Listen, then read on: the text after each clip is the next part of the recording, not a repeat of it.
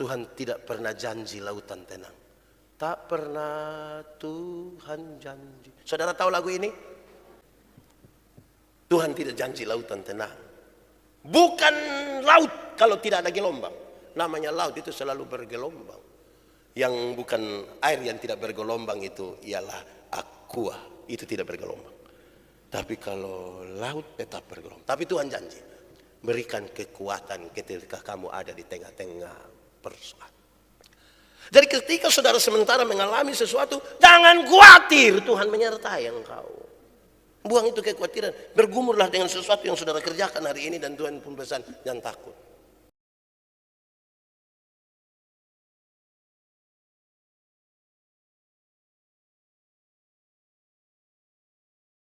Saudara-saudara, kita akan membaca dan merenungkan firman Tuhan. Mari kita berdoa. Ya Tuhan Allah, kami mohon kepadamu, kuatkanlah dan teguhkanlah iman kami. Kami akan membaca dan merenungkan firman Tuhan yang sekiranya akan menolong kami menjalani hidup kami tiap-tiap hari. Kami berdoa supaya Engkau melayakan kami menyambut firman-Mu. Kami dikuasai oleh Roh Kudus-Mu yang mengajarkan kami maksud-maksud-Mu dan memampukan kami melakukan kehendak firman-Mu. Terima kasih banyak Tuhan. Jauhkanlah semua penggoda pencobaan. Biar di dalam damai-Mu kami belajar firman Tuhan. Kami rindu pada firman-Mu. Berfirmanlah bagi kami Tuhan. Di dalam nama Yesus, firman yang hidup itu kami berdoa. Amin. Bapak Ibu saudara-saudara yang dikasihi dalam Tuhan, di minggu yang terakhir bulan Agustus, bulan kebangsaan. Tema yang ditetapkan oleh Majelis Sinode adalah umat yang menyebarkan sukacita. Pembacaannya terambil dari surat Filipi pasal 4 ayat 2 sampai ayat yang ke-9. Filipi 4 ayat 2 sampai ayat yang ke-9. Saya jemput jemaat Tuhan berdiri. Nasihat-nasihat terakhir. Eudia kunasihati dan Sintike kunasihati, supaya sehati sepikir dalam Tuhan. Bahkan ku minta kepadamu juga Sungsugos, temanku yang setia, tolonglah mereka. Karena mereka telah berjuang dengan aku dalam pekabaran Injil bersama-sama dengan Clemens dan kawan-kawanku sekerja yang lain yang nama-namanya tercantum dalam kitab kehidupan. Bersukacitalah senantiasa dalam Tuhan. Sekali lagi kukatakan, bersukacitalah. Hendaklah kebaikan hatimu diketahui semua orang. Tuhan sudah dekat. Janganlah hendaknya kamu khawatir tentang apapun juga. Tetapi nyatakanlah dalam segala hal keinginanmu kepada Allah, dalam doa dan permohonan dengan ucapan syukur. Damai sejahtera Allah yang melampaui segala akal akan memelihara hati dan pikiranmu dalam Kristus Yesus. Jadi akhirnya saudara-saudaraku semua, saudara-saudara, semua yang benar, semua yang mulia, semua yang adil, semua yang suci, semua yang manis, semua yang sedap didengar, semua yang disebut kebajikan dan patut dipuji, pikirkanlah semuanya itu. Dan apa yang telah kamu pelajari, dan apa yang telah kamu terima, dan apa yang telah kamu dengar, dan apa yang telah kamu lihat padaku, lakukanlah itu. Maka Allah sumber damai sejahtera akan menyertai kamu. Demikian firman Tuhan. Berbahagia setiap orang yang mendengar firman, memelihara dan melakukan dalam hidup setiap hari. Haleluya.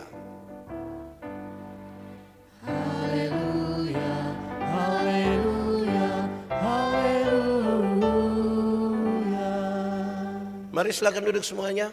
Bapak Ibu saudara-saudara, shalom. Aduh itu terlalu lemah. Tema kita sukacita baru bilang shalom. Oh itu tidak ada sukacita. Shalom. Mantap itu. Bapak Ibu saudara-saudara, tema kita hari ini adalah umat yang menyebarkan sukacita. Diharapkan setelah mendengar berita firman hari ini, benar-benar kita jadi orang yang menyebarkan sukacita, di mana-mana ada sukacita. Pak Pendeta Yandi keluar menyebarkan sukacita pada 2 orang, majelis masing-masing pada 2 orang, jemaat masing-masing pada 2 orang, itu sukacita. Wah, saya yakin dan percaya dunia penuh dengan sukacita.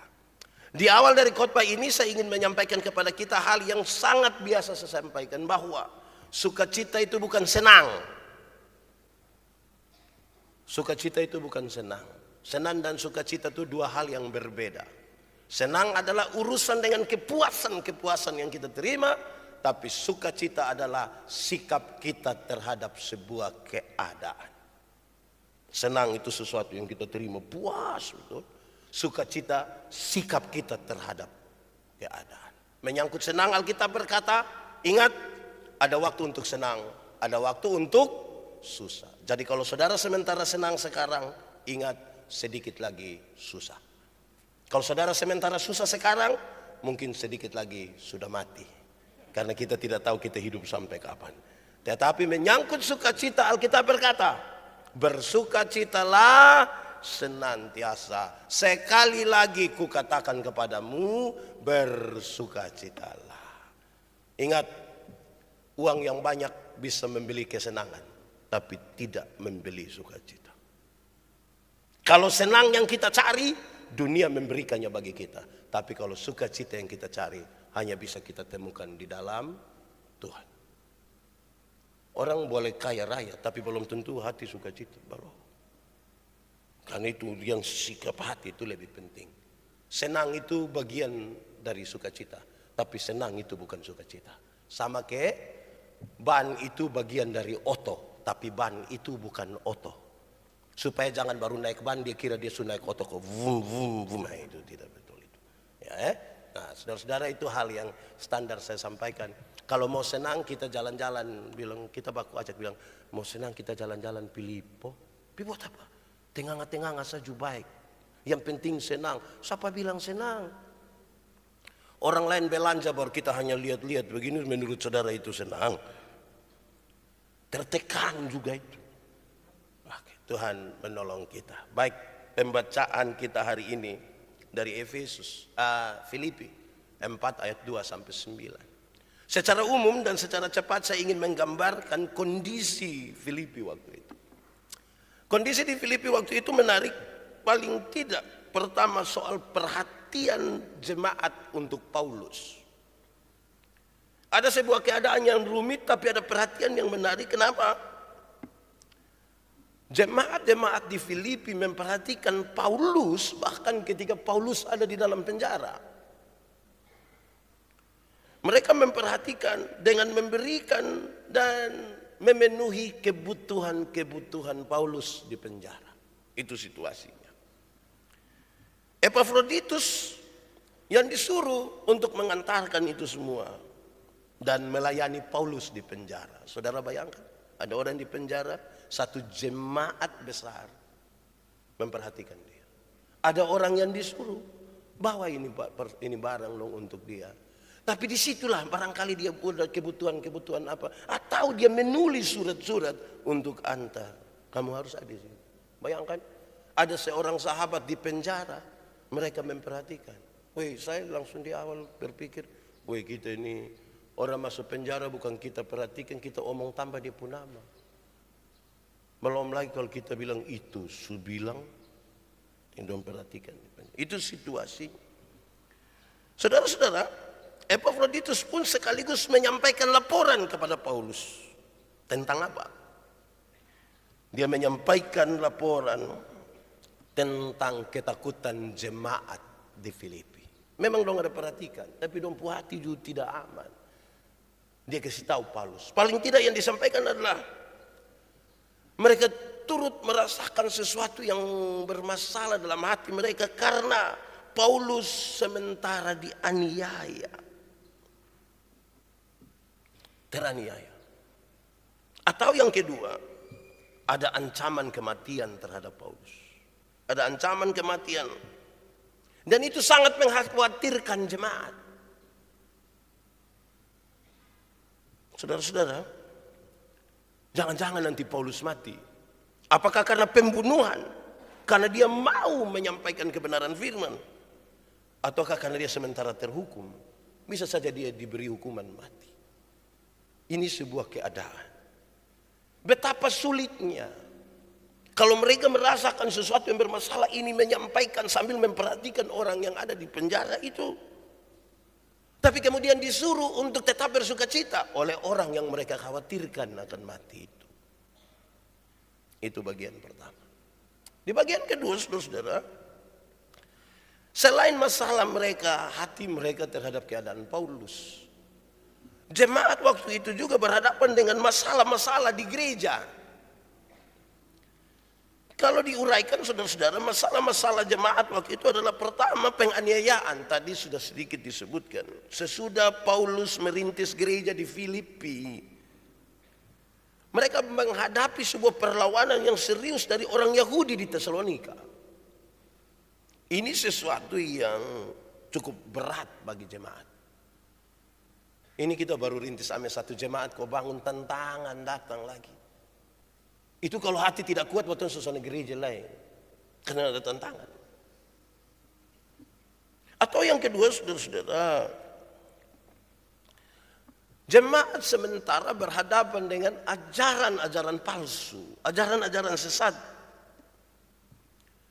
Karena itu, walaupun di dalam penjara, Paulus ingin menyiapkan jemaat supaya berhadapan dengan ajaran palsu dan menolak ajaran palsu. Bidat-bidat, saudara-saudara, dalam mengancam beberapa gereja di Kolose dan di kota-kota lain di lembah Likus dengan ajaran-ajaran yang tidak pas. Atau yang ketiga, saudara-saudara, bahwa orang-orang Kristen Yahudi berusaha untuk menyahudikan orang-orang lain. Jadi orang Kristen yang Yahudi berjuang begitu rupa supaya orang lain jadi Yahudi juga, melalui melakukan sunatlah, hukum-hukum Taurat itulah. Jadi itu tantangan yang serius di dalam gereja pada waktu itu. Saudara bisa membayangkan, hanya sampai situ keadaan jemaat, tidak tambah lagi. Ada konflik-konflik tertentu di dalam jemaat waktu itu. Paling tidak kalau diuraikan adalah konflik-konflik yang terjadi dalam jemaat. Jemaat Filipi bergumul dengan konflik antar sesama orang percaya di dalam gereja. Dong sama-sama bergereja, tapi sama-sama berkonflik satu dengan yang lain. Yang satu tidak mau kalah terhadap yang lain, yang satu tidak mau mengalah terhadap yang lain. Ini sebuah keadaan bergereja dari dulu ketika gereja Tuhan didirikan. Konflik lain tersebutkan dalam teks tadi, bahwa Paulus sementara menasihati dua wanita. Paulus sementara menasihati dua wanita, Euodia dan Sintike, yang agaknya tidak dapat menyelesaikan perbedaan di antara mereka untuk berdamai. Ini ibu dua ini bakal lagi terus. Untung baik kita di sini tidak ada yang nama Euodia. Ada kok tidak ada? Saya hati-hati sekali omong karena saya yakin tidak ada. Tidak ada juga yang nama Sintike kok?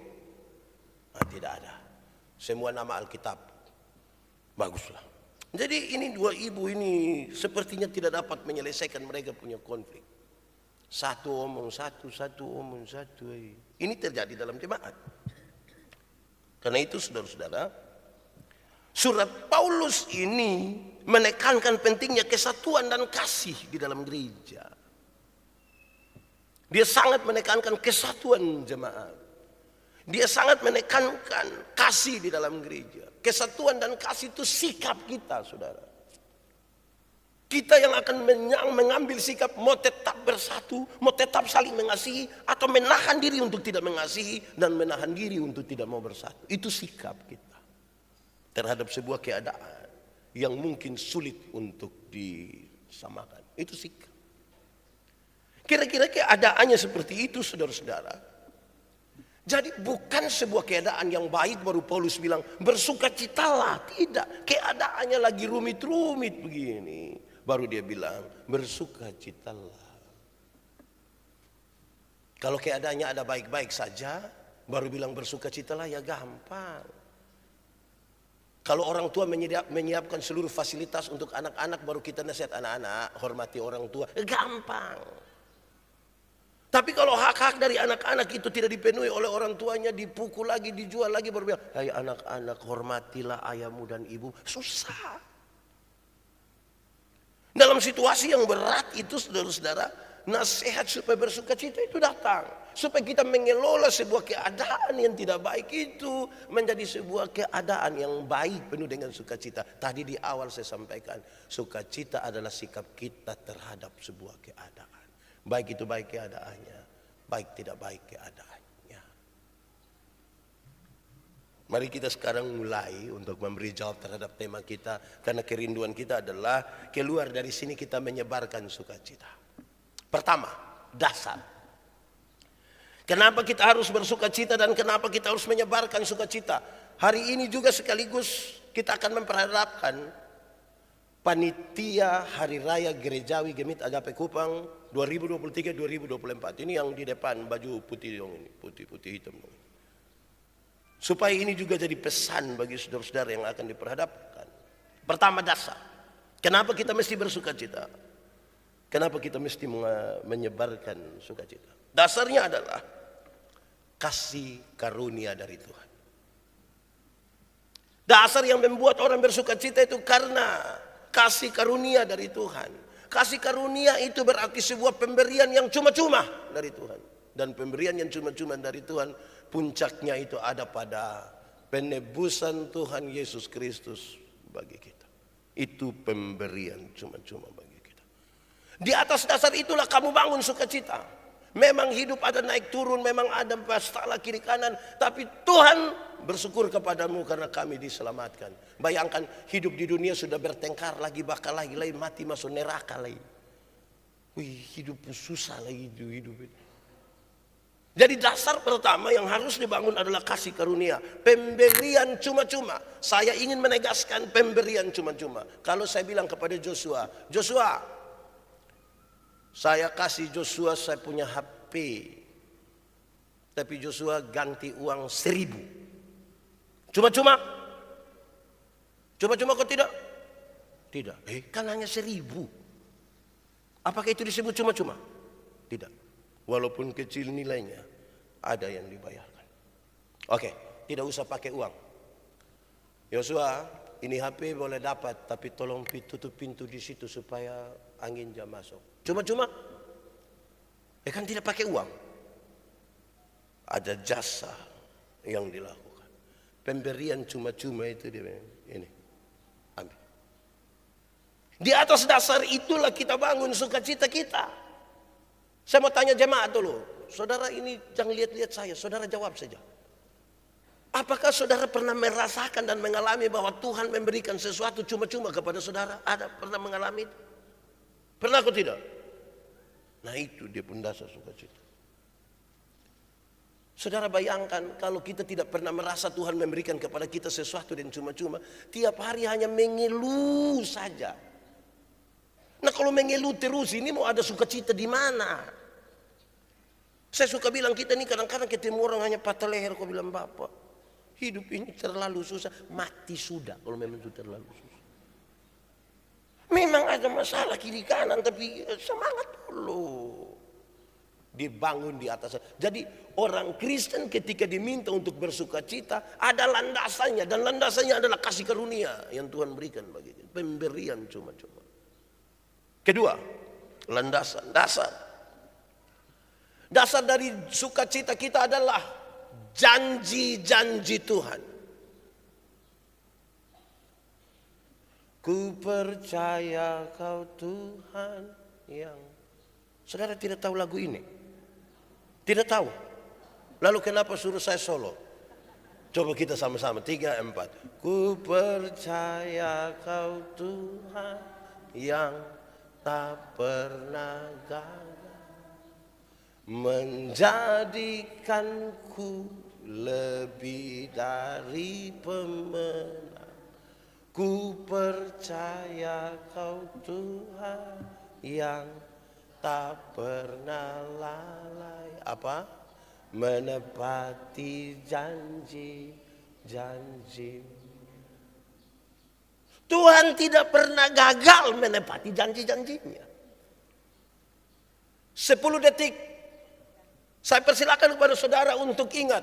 Minimal ada 2 janji Tuhan bagi saudara. Coba ingat-ingat. Tuhan pernah janji apa bagi saudara kalau saudara baca kitab suci? Coba ingat. Tuhan tidak pernah gagal untuk janji-janji itu. Dasar pertamanya adalah kasih karunia. Tapi dasar kedua supaya kita bersuka cita adalah Tuhan menjanjikan sesuatu bagi saudara. Kalau manusia ingkar janji, Tuhan tidak ingkar janji. Janjimu seperti fajar. So tidak tahu lagi ini lagu. Kalau tahu jangan biarkan pendeta solo. Janjimu seperti fajar pagi hari yang tiada pernah terlambat bersinar. Cintamu seperti sungai yang mengalir dan ku tahu betapa dalam hati. Itu butuh hati yang luas. Itu butuh iman untuk kita meyakini janji-janji itu. Janji. Kalau dulu kita pacaran, itu nyong janji kita bertipu, kita masih yakin. Itu nona lihat, itu nyong lihat, memang kita pun rambut itu keriting begitu, tidak sisir, baru dia bilang itu rambut penggaga. Kita percaya, padahal ada tafruik, tapi kita meyakini itu, apalagi janji Tuhan yang memberikan hidup kepada kita. Masa kita tidak yakin? Untuk 2 hal ini, kalau saudara tidak membangun sebuah keyakinan, saudara tidak akan bersuka cita, tidak akan. Sukacita punya dasar. Dasarnya adalah janji. Tadi apa duluan kasih karunia itu. Yang kedua janji Tuhan. Berdasarkan janji Tuhan itu, saya akan bersukacita dan sukacita itu akan saya katakan kepada banyak orang. Sukacita, sukacita. Coba sama-sama omong 1 2 3. Sukacita. Sekali lagi sukacita. Lihat kawan di sebelahku, kasih tahu dia 1 2 3. Sukacita. Iya, tapi omong sukacita tuh muka ekspresif sedikit. Sukacita, sukacita itu ancaman itu. Sukacita itu dasarnya. Yang kedua, kalau dasarnya sudah ada, saudara-saudara, sekarang bagaimana kita bicara tentang sukacita menurut teks ini? Saya akan mulai dari ayat-ayat di belakang. Tentang teks ini dia bilang begini, saudara-saudara, tentang sukacita saya ingin sampaikan kepada saudara supaya yang dipikirkan harus pikirkan hal-hal yang baik. Ayat 8 jelas. Saudara-saudara, apa yang dipikirkan itu mempengaruhi sukacita kita. Saya ulangi. Apa yang dipikirkan itu mempengaruhi sukacita kita. Pembacaan tadi kasih tahu. Berpikirlah semua yang benar, semua yang mulia, semua yang adil, semua yang suci, semua yang manis, semua yang sedap didengar, semua yang disebut kebajikan. Itulah yang dipikirkan. Sekali lagi, pemikiran itu mempengaruhi sukacita. Nah sekarang coba renungkan apa yang kita pikir. Dari tadi pagi saudara bangun ini pikir apa? Karena itu mempengaruhi saudara pun sukacita. Pembacaan tadi kasih ingat kita. Berpikirlah semua yang benar. Jangan main pikir suami pun salah terus. Main pikir istri pun salah. Main pikir anak pun salah. Main pikir orang tua pun salah. Mau sukacita. Bangun sementara pikir anak pun salah. Tiba-tiba dia bilang salam. Itu semua yang benar. Jangan pikir duluan yang salah. Pikirkanlah semua yang mulia. Yang mulia itu yang dipikirkan. Yang mulia, yang kudus itu yang dipikirkan. Jangan pikir duluan semua yang seronok, yang tidak benar itu, jangan itu yang dimasukkan di sini. Pikiran kita ini mempengaruhi tindakan kita. Itu tergantung bangun pagi-pagi nonton apa. Kalau bangun pagi-pagi nonton khotbah, mantap. Tapi kalau bangun pagi-pagi nonton tinju, baru itu lawan dari satu itu yang pernah bikin jengkel saudara itu hari. Waktu dia menang dia bilang surasa gitu. Sekarang dia, itu saudara otak kacau. Pikirkanlah semua yang mulia, itu baik bagimu. Pikirkanlah semua yang adil. Jangan pikir yang tidak adil. Pikirkan, memang ada banyak ketidakadilan di dunia ini kok. Tapi yang isi di sini pikirkanlah yang adil duluan. Jangan pikir yang tidak adil. Mama ini tidak adil dengan saya. Mama ini sedikit-sedikit hanya urus anak yang bungsu saja. Saya ini anak apa? Anak manusia. Yang pikirkan yang adil. Jangan yang tidak adil duluan. Pikirkanlah semua yang suci. Jangan pikir yang tidak suci. Mau datang di gereja kok pikir barang yang tidak suci. Untuk apa? Pikir dulu yang suci. Baik. Pikirkanlah semua yang manis. Memang kuah asam itu enak juga, ada dia pun asam-asam. Tapi pikir duluan yang manis-manis dulu lah. Jangan pikir yang pahit-pahit, nanti hidup penuh dengan kepahitan. Pikirkanlah semua yang sedap didengar. Yang sedap didengar itu yang pikirkan. Yang waktu dulu kita masih pacaran kok dia bilang ikan sardin berkarung-karung, tidak kujual sembarang toko. Itu yang pikirkan. Jangan pikir yang dia bilang, lu ini macam kelupung bapak pun keturunan semua. Itu jangan pikir itu dulu. Merusak kita pun hidup. Semua yang disebut kebajikan dan patut dipuji, itulah yang dipikirkan. Saya mau bicara kebalikannya, saudara. Kenapa ada banyak orang stres di dunia ini? Karena yang dipikirkan bukan ayat 8 itu. Kenapa ada banyak orang stres di dunia? Karena yang dipikirkan bukan yang ayat 8. Yang dia pikir orang lain pun beli kulkas. Lama-lama orang lain yang beli kulkas, kita yang kedinginan. Kita yang beku. Gara-gara orang lain beli kulkas. Jengkel toh. Baru itu kulkas dia taruh di dekat kita pun pintu. Baru tiap hari dia buka, kita lihat dia punya makanan dombanya. Kita punya buka pihaknya ada air mineral. Jengkel. Ini pikirkanlah yang baik. Kenapa stres? Saudara, hari ini saya mau bicara pada saudara. Kalau saudara lagi tertekan, saudara lagi stres, itu ada pada pikiranmu. Lagi pikir apa sekarang? Coba saudara kasih tahu saya. Jangan kasih tahu kan, itu pikiran kadang-kadang terlalu personal itu. Dan jangan kasih tahu. Saudara lagi pikir apa ini? Kalau saudara misalnya sekarang sudah agak tua dan sudah kurang ganteng, pikirkanlah dulu saya ini terlalu ganteng. Dulu jadi rebutan. Dan pikirkan yang baik-baik saja. Dan pikir yang tidak baik. Saya pernah berkhotbah dulu, saudara. Muka muram, hati panas, berkat jauh. Sama-sama 1, 2, 3. Muka muram, hati panas, berkat jauh. Amin kok. Coba omong sendiri 1, 2, 3. Lihat kawan di sebelah kok kasih tahu dia 1, 2, 3. Muka muram, hati panas, berkat jauh. Iya saudara-saudara. Saudara bayangkan deh kalau kita ada kios satu, terus kita jual super mie, terus ada yang datang tanya bilang, "Tanta, ada mie kok?" Baru dia bilang, "Saudara." Itu besok orang dong tidak datang beli, baru tanya bilang, "Kenapa tidak beli di situ?" Tanta pemuka. Pengaruh saja. Kenapa itu terjadi? Pikiran. Hati-hati dengan apa yang kita pikirkan. Hati-hati dengan apa yang kita pikirkan. Karena bisa buat kita ini tidak bersuka cita.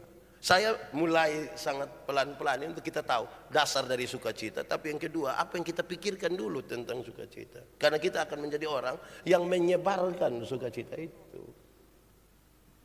Nah sekarang, lalu apa yang harus dilakukan? Jadi tadi dasarnya sudah, apa yang dipikirkan sudah. Lalu apa yang sekarang harus dilakukan supaya sukacita itu menjadi nyata? Pembacaan tadi menarik. Paling tidak dikasih tahu kita 4 hal. 1. Hendaklah kebaikan hatimu diketahui semua orang. Dalam sukacita kita itu. Hendaklah kebaikan hatimu diketahui semua orang. Yang dimaksud dengan kebaikan hati yang diketahui semua orang adalah karena berpikir yang baik engkau melakukan sesuatu dan orang melihat itu baik, itu engkau menyebarkan sebuah sukacita. Ini saudara masuk, coba saudara, saya ajak saudara berpikir lebih detail. Saudara masuk lihat gereja ada bersih-bersih, ada tertata rapi. Coba saudara berpikir lebih serius sedikit. Wih, baik gereja ada rapi. Kebaikan hati untuk menjaga kebersihan itu. Itu membawa orang pada sukacita. Coba saudara bayangkan kalau masuk di sini, kertas 4 di situ, ballpoint 3 di situ, ada handuk dong muat di situ. Saudara sukacita. Kebaikan hatimu adalah hasil dari tindakanmu yang sudah kelihatan dan dilihat oleh orang. Itu baik bagi sukacita. Kenapa saya bicara lebih pada tindakan, bukan kata-kata? Karena kadang-kadang kalau kita sudah kebaikan hati, omong pakai kata-kata, itu sudah di bagian makam puji. Jadi tindakan yang nyata itu yang membuat orang bersukacita. Bukan kata-kata kita yang penuh dengan sukacita, bukan. Itu ada bagian lain di situ. Tapi biarlah kebaikan hatimu diketahui semua orang, tidak apa-apa. Tapi bukan kita yang berusaha omong supaya orang memang Pak Yandi itu orang terlalu baik. Aduh. Jangan. Yang kita kerjakan itu yang membawa. Panitia, dengar. Kebaikan hatimu biar diketahui semua orang. Kerjakanlah seperti untuk Tuhan dan bukan untuk manusia. Kerjakan yang baik. Kedua, janganlah hendaknya kamu khawatir tentang apapun juga. Yang harus dilakukan adalah janganlah kamu khawatir. Ini 1-2 hari ini saya ibadah rumah tangga pakai ayat tentang khawatir. Terakhir saya pimpin di, saudara ada datang itu, mantap. Kekhawatiran. Khawatir dan takut itu 2 hal yang beda. Takut itu, kalau kita jalan ikut situ, kok ada anjing datang semua gigit kita, kok kita bangun lagi, nah itu takut. Kita sementara berhadapan dengan sebuah keadaan yang mengerikan dan membuat kita, woi. Tapi khawatir itu dia tidak piman mana. Karena dulu pernah ada anjing gonggong dia. Ini kali dia tidak mau keluar rumah, dia di dalam rumah sama dia, keluar teh itu anjing, itu anjing pun suara saya sama ke dia putuan. Nah itu khawatir dia benar. Tidak melakukan apa-apa tapi bikin seperti mengerikan. Yang begitu. Janganlah engkau khawatir sebab apa? Kekhawatiran tidak menambah sehasta saja dari hari-hari hidupmu. Tuhan ada bersama-sama denganmu. Kalau dikaitkan dengan janji Tuhan, dia bilang, jangan takut. Aku menyertai kamu senantiasa sampai kepada akhir zaman. Jangan takut. Dalam situasi seperti apapun jangan takut. Panitia jangan takut. Suami-suami jangan takut. Istri-istri jangan takut. Anak-anak jangan takut. Majelis jangan takut. Dalam setiap keadaan, Tuhan yang menjanjikan itu dia bukan sertai kita setengah-setengah. Sampai akhir hidupmu dia menyertai engkau. Jangan takut. Tapi dia bilang, ingat, Tuhan tidak pernah janji lautan tenang. Tak pernah Tuhan janji. Saudara tahu lagu ini? Kalau tahu pulang baru menyanyi. Jangan menyanyi di sini. Tuhan tidak janji lautan tenang. Bukan laut kalau tidak ada gelombang. Namanya laut itu selalu bergelombang. Yang bukan air yang tidak bergelombang itu ialah aqua. Itu tidak bergelombang. Tapi kalau laut tetap bergelombang. Tapi Tuhan janji berikan kekuatan ketika kamu ada di tengah-tengah persoalan. Jadi ketika saudara sementara mengalami sesuatu, jangan khawatir, Tuhan menyertai engkau. Buang itu kekhawatiran. Bergumurlah dengan sesuatu yang saudara kerjakan hari ini dan Tuhan pun pesan, jangan takut. Jangan takut.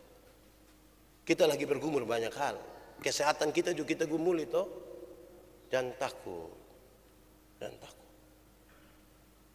Persoalan rumah tangga kita gumuli. Sekolah kita gumuli. Orang tua ini berpikir, saya pikir kita mulai umur 50 itu kita terlalu banyak pikir kita puan anak dong. Dengar ada kabar duka di mana tuh kita pun pikirin, aduh, ke saya ini aduh. Tahu tiba-tiba kita mati, ini anak dong ada kok tidak. Dong kas masuk kita di peti kok di dos. Kan itu kita punya pikiran nih kan banyak begitu. Aduh, realistis sedikit yang kita hidup lah. Begitu. Entah ini, ada ibu-ibu saya tanya, bercerita dan dia bilang saya, dia bilang Pak Pendeta, nanti kalau saya sudah tidak ada bagaimana? Ibu masih ada. Jangan omong yang ibu tidak ada. Masih ada ini yang omong. Kalau tidak, repot kita hidup ini. 3. Nyatakanlah keinginanmu. Bahkan dia bilang segala keinginanmu. Nyatakanlah itu di dalam apa? Doa, permohonan, dan ucapan syukur. Doa, permohonan, ucapan syukur. Saudara kalau alami apa-apa sedikit itu berdoa. Ada yang senang lupa berdoa. Ada yang senang berdoa juga. Ada yang sudah senang lupa berdoa. Ada yang susah lupa berdoa. Doa-doa juga sama sah. Kok itu manusia satu dia tidak tahu berdoa, sama dia hidup enak. Tiap-tiap hari hanya ganti oto. Grab. Jadi saudara ya, susah senang berdoa. Memohon. Kenapa permohonan ditaruh? Orang yang memohon, dia sadar akan keterbatasannya. Baik, saya ini sangat terbatas. Saya harus minta kepada Tuhan yang tidak terbatas. Memohon. Tuhan tolong saya, Tuhan tolong saya. Tuhan tolong. Ucap syukur. Dalam segala keadaan ucaplah syukur. Kita ini kadang-kadang lupa mengucap syukur. Sukses lupa ucap syukur, apalagi tidak sukses. Mau syukur bagaimana Bapak hidup begini. Bangun pagi saja itu Tuhan menyertai kita. Bayangkan kalau tadi malam kita tidur, Bapak Tuhan tidak kasih bangun kita ini pagi. Sapa kubur sapa. Mengucap syukur. Dalam segala hal. Doa, permohonan, ucap syukur. Nah itu akan kelihatan itu sukacita. Orang tidak tahu bersyukur, nah dia sukacita. Pulang sampai rumah, buka tutup saji, bunga pepaya kangkung. Bukannya bersyukur, ini sa. Dari masa kecil di Soe sampai di sini hanya bunga pepaya. Kapan kita makan bunga bang? Bunga desa.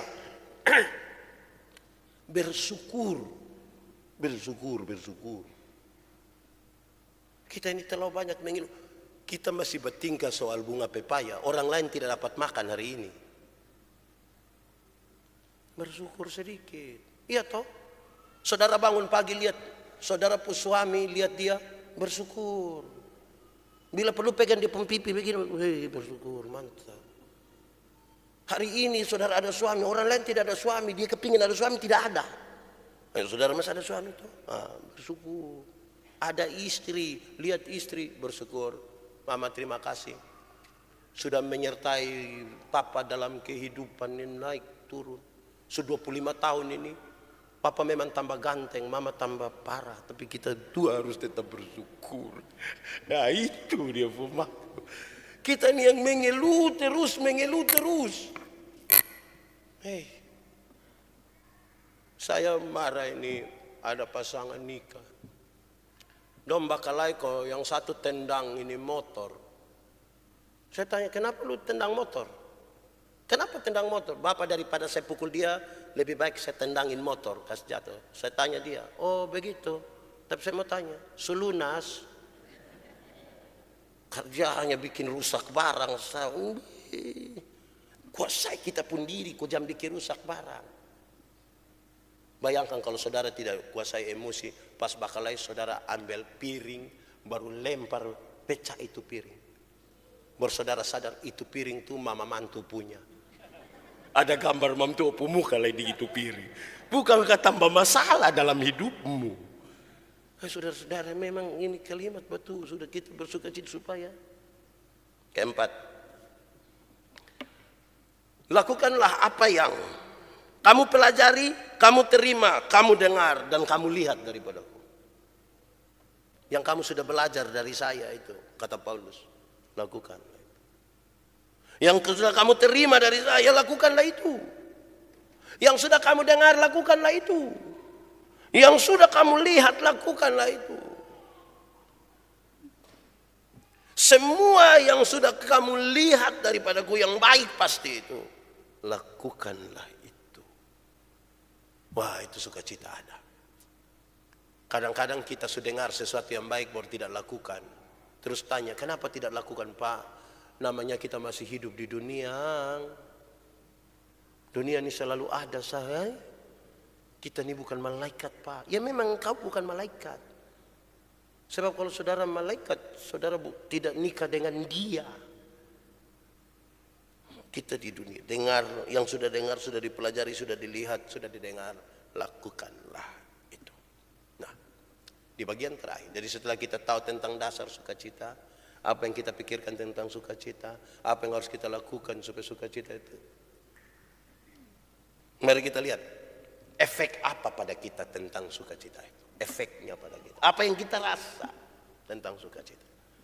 Pembacaan tadi menarik dan dia menolong kita untuk memahami bahwa damai sejahtera Allah mengawali hati dan pikiranmu.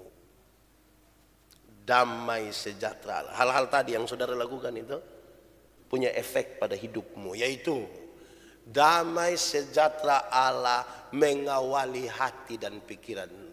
Apa itu damai sejahtera? Damai sejahtera ialah segala sesuatu yang mendatangkan kebaikan bagi umat manusia. Damai sejahtera yang dari Allah, yang mendatangkan kebaikan bagi umat manusia itu mengawali hati dan pikiranmu. Hati tempat di mana kita mengambil keputusan-keputusan penting. Pikiran menyangkut tempat di mana mempengaruhi kita punya tindakan ke depan. Kalau damai sejahtera Allah mempengaruhi hati dan pikiranmu, oh hidupmu pasti rasa aman toh. Kedua, efek yang kita dapat adalah kasih Allah melingkupi hidup kita. Kasih Allah melingkupi hidup kita. Itu sebuah pengakuan sebenarnya, bahwa setelah orang melakukan hal-hal yang tadi diperintahkan, dia akan merasakan betul kasih Allah itu ada. Kasih Allah itu dirasakan, kasih Allah itu dinyatakan. Dan itu yang bisa nanti saya katakan kepada orang lain. Ruang-ruang kesaksian kita menjadi kosong karena orang tidak pernah berpikir duluan tentang kasih Allah dalam hidupnya. Padahal kalau hal-hal tadi dilakukan, orang baru bisa sadar ternyata kasih Allah itu ada. Menyertai, menolong, memberkati, dan karena itu kita menyatakan kepada orang lain. Ketiga, terakhir. Efek yang kita dapat dari kasih karunia yang sudah ada dan kita bagikan itu adalah kita aman dalam perlindungan Tuhan. Sebab tidak ada sebuah kecemasan atau kekhawatiran yang melebihi damai sejahtera Allah. Tidak ada. Tidak ada sebuah kecemasan atau kekhawatiran yang melebihi damai sejahtera Allah. Damai sejahtera Allah terlalu besar. Terlalu luar biasa. Tidak ada satupun kecemasan kita yang melebihi itu. Atau dalam bahasa lain, dalam kaitan dengan kasih saya sampaikan, tidak ada persoalan yang melebihi kasih Allah kepada kita. Tidak ada. Kasih Allah terlebih besar, lebih luas, lebih tinggi, lebih hebat. Selamat menjadi agen pembawa sukacita. Kalau di minggu lalu dalam nasihat khotbah itu saya sampaikan saudara supaya ketemu semua orang senyum dan ini apa? Sapa atau togor dia. Sudah lakukan kau belum? Ini hari tambah satu. Ini hari tambah satu. Katakanlah, sebarkanlah tentang sukacita itu kepada orang lain. Kemarin tegur dia, Mungkin kemarin itu tegur masih tegur belum tulus-tulus juga lah. Nah, sekarang sukacita. Hai. Hoi. Hai hai hai. Nah, itu makin terasa. Hidup jadi segar. Saudara, orang benci kita tapi kalau kita bilang, "Hayo sua, jengkel beta kok." Itu dia yang jengkel kembali. Saudara-saudara, jadi menyebarkan sukacita itu indah. Dia menegur sesuatu, dia bisa, itu enaklah saudara. Jadi pulang lakukan. Apa artinya kita dengar tapi kita lakukan. Nah, tidak usah paksa diri tapi mulailah satu. Bakalai dengan istri kan sama-sama diam tuh. Ada keluarga ini kalau bakalai dan dua sama bawa omong diam-diam. Ibu siap es makanan dia tidak pi omong, dia WA sa. So ada tuh. Terus suami balas, kenapa sayang tidak datang kasih tahu langsung di papa?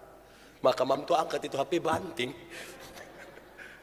Memang menyebarkan yang sukacita tuh baik sekali. Masa kemenangan tidak ada di kita. Kemenangan yang saya maksudkan berkaitan dengan sukacita yang membuat kita, saudara tahu sukacita itu di sini. Tidak boleh ada satu barang pun dari luar yang menghilangkan kita pun sukacita. Karena kasih dan damai sejahtera Allah itu sebegitu besarnya menguasai dan melingkupi kita. Tuhan memberkati kita. Mari kita tunduk kepala, kita berdoa. Ya Tuhan Allah, terima kasih untuk firman-Mu. Kami renungkan dalam keterbatasan dan dosa kami. Kadang-kadang hati kami menolak. Kadang-kadang kami keras kepala, keras hati dan tidak mau menerima. Tidak ada manusia merubah manusia. Tapi Roh Kudus menyejukkan dan mengubahkan. Sentuh hati kami, jamah hidup kami, dan ubahkan kami. Biarlah firman-Mu jadi pelita bagi kaki kami, sekaligus terang bagi jalan kami. Terpujilah nama Tuhan. Di dalam nama Yesus kami berdoa. Amin.